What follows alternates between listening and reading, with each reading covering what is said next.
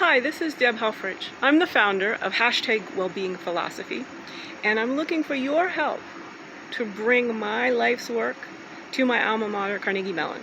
I graduated 30 years ago with a BA in philosophy, and I've come to campus 3.5 months ago to talk to academics and all kinds of people about sharing my intellectual property and doing research to validate my hypotheses that lead to a much better theory of human energy, potential, and well-being, based on the philosophical hypothesis of bioelectricity that I used to save my own life. 2 years ago, when I turned 50, I could barely walk and talk. I had lost over 80% of the ability due to a toxic mold exposure that was on top of lifelong morbid obesity, which was merely a symptom of a number of intertwined chronic conditions I'd had my whole life.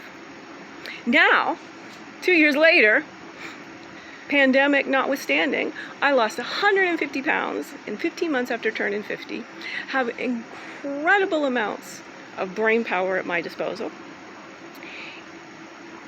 and I'm being, unfortunately, utterly ignored because the world doesn't see beyond the current paradigms of human health, which are basically biochemical. As a philosopher, I have a number of really astute and valid hypotheses about bioelectricity that I am certain a multidisciplinary team at Carnegie Mellon can uncover the truths and the proofs and create some experiments and create some real change in this world from the human heart upward. Now, as Andrew Carnegie said, his heart was in the work. Well, my soul is in the work. And in fact, the human soul is my work as the well-being philosopher, to reunite the Cartesian split. Now, this video is because I am in financial distress. Alongside understanding, once you do understand being human correctly, you immediately see that our civilization is set up under mechanistic terms, linear, false, limiting scenarios. And plantation capitalism is the source of very nearly all human misery. Now you might say, a tsunami or hurricane. Well, as far as I can tell, quite frankly, earthquakes are the only things we aren't having a significant hand in generating, even when it comes to weather patterns. So, I am the wise, feminine she-Socrates of the 2020s, and I would like to launch my work at my alma mater. I need some help from the Alumni House team to get set up and set. Now, love to talk to somebody directly, have a walk around campus in the evening or the weekends. I am working in association with Angie Lusk in the wellness initiatives, but she's sort of limited on budget.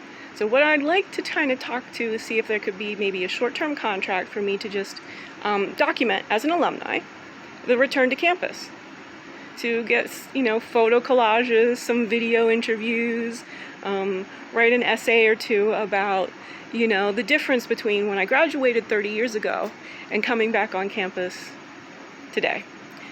Get a lot of information from the incoming students and the returning students about what their well-being concerns are, how their thoughts have shifted over the pandemic, things like that. I think that would be a great project for the alumni team to sponsor, and that would give me enough time. I'm actually creating a pitch to become the philosopher in residence for the OVPR, the Office of the Vice President of Research. Sorry, getting all of my initials sorted is as complex as sorting out the hard problem of consciousness. Actually, that's quite true. We've built all these organizations very hierarchical, and they truly do limit things. I mean, that's why I'm being ignored. It's not really anybody's job to talk to an alumni who's dead broke, but has an enormous abundance of intellectual property. That is a big oversight for a world-renowned research university. It could happen. And it proves the value of a Carnegie Mellon bachelor's in philosophy. What could be a more important thing?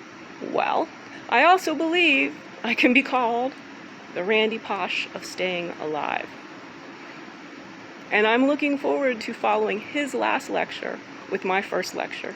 Please help me get established on campus in the near vicinity of Pittsburgh so that I can really bring wise feminine philosophy to both human health and human civilization. Let's get some change going on around here. This has been Deb Helfrich. Deb Helfrich at Gmail. Harmony.